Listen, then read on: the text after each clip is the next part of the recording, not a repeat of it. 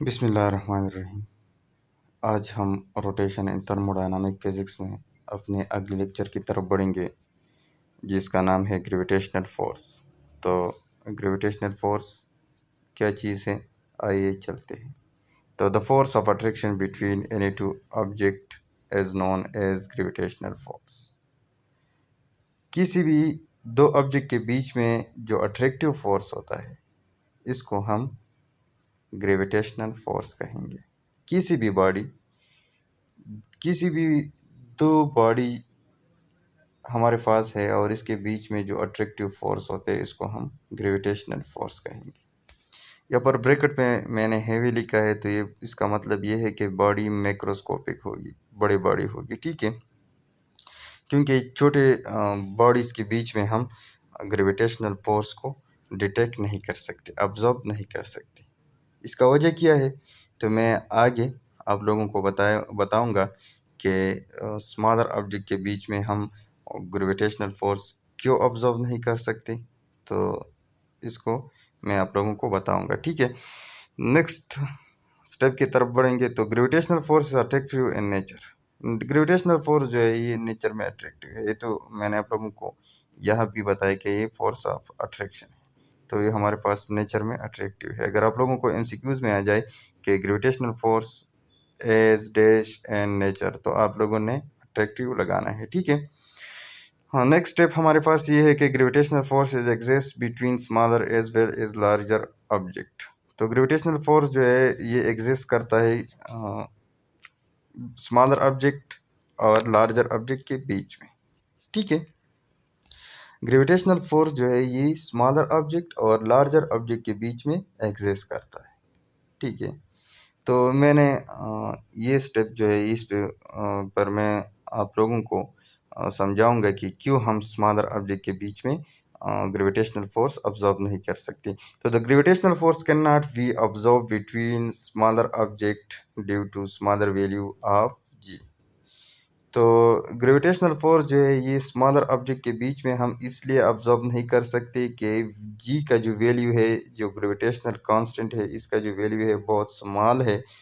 तो let's suppose मेरे पास दो ऑब्जेक्ट हैं जिसका मास जो है, एक का मास m1 है जो हमारे पास 60 kg है, 60 kg है, और दूसरी का मास जो है वो m2 है। क्या है? m2 है, जिसका मास जो है 50 kg, ठीक है। तो हमें पता है कि ग्रेविटेशनल फोर्स का फार्मूला है F equal to G m1 m2 divided by R square, ठीक है।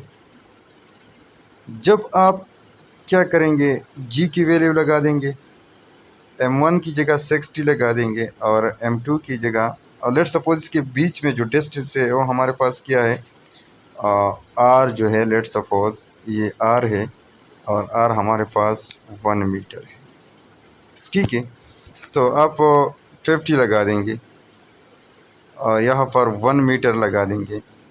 तो जब आप कैलकुलेशन करेंगे और साथ में जी की जो वैल्यू है उसको लगा देंगे, तो आपके पास ये एफ का वैल्यू इतना स्मॉल आ जाएगा कि इस जी की वैल्यू लगाने के बाद, क्योंकि जी की वैल्यू बिल्कुल स्मॉल है, तो जब जी की वैल्यू स्मॉल है तब अगर आप जी की वैल्यू लगा देंगे तो जब हम किसी बड़े वैल्यू के साथ छोटी वैल्यू के मल्टीप्लिकेशन करते हैं तो वो वैल्यू स्मॉल होते हैं, ठीक है। तो एफ की वैल्यू इतने स्मॉल आ जाएगी कि हम ये कहेंगे कि हम इसको डिटेक्ट नहीं कर सकते, ठीक है।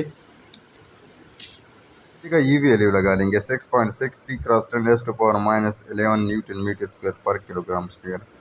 तो इसकी वैल्यू इतनी स्मॉल आ जाएगी, 60 और 50 से जो वैल्यू आए है इसके साथ अगर इसके मल्टीप्लिकेशन करेंगे तो इसकी वैल्यू इतनी स्मॉल आ जाएगी कि ये हमारे पास ऑब्जर्व करने की बस पे नहीं होगी कि हम 60 और 50 kg के बीच में अट्रैक्टिव फोर्स फाइंड आउट करेंगे। तो ये हमारे पास हेवी ऑब्जेक्ट के लिए हम फाइंड आउट कर सकते हैं, जैसे कि मून है, अर्थ है, और साथ में सन है, ये हमारे पास क्या है, हेवी ऑब्जेक्ट है, तो इसके मासेस काफ़ी बड़े हैं। तब जब आप इसके जी के वैल्यू लगा देंगे तब भी ये एफ की वैल्यू हमारे पास इतने स्मॉल नहीं आती जितना कि हम डिटेक्ट नहीं कर सकेंगे। ठीक है, तो the gravitational force can be observe between larger object like sun and earth. ठीक है, ये तो मैंने आप लोगों को बताया कि ग्रेविटेशनल फोर्स ऑब्जर्व होते हैं लार्जर ऑब्जेक्ट के बीच में, क्योंकि इसके मासेस जो है लार्ज है। जब इसके मासेस लार्ज है तब अगर हम जी की ये वैल्यू इसके मासेस के साथ मल्टीप्लाई करेंगे तब ये इतना स्मॉल नहीं आएगी कि हम डिटेक्ट नहीं कर सकेंगे। ठीक है, the gravitational force is one of the basic force in the universe. जैसा कि हमें पता है कि यूनिवर्स में 4 फंडामेंटल फोर्सेस है, 4 बेसिक फोर्सेस है, nuclear force, weak nuclear force, electromagnetic force and gravitational force. तो उसमें हमारे पास ग्रेविटेशनल फोर्स क्या है, इसमें एक यूनिवर्स में ये एक बेसिक फोर्स है। ठीक है, इट इज़ वीक फोर्स, ये हमारे पास क्या है, वीक फोर्स।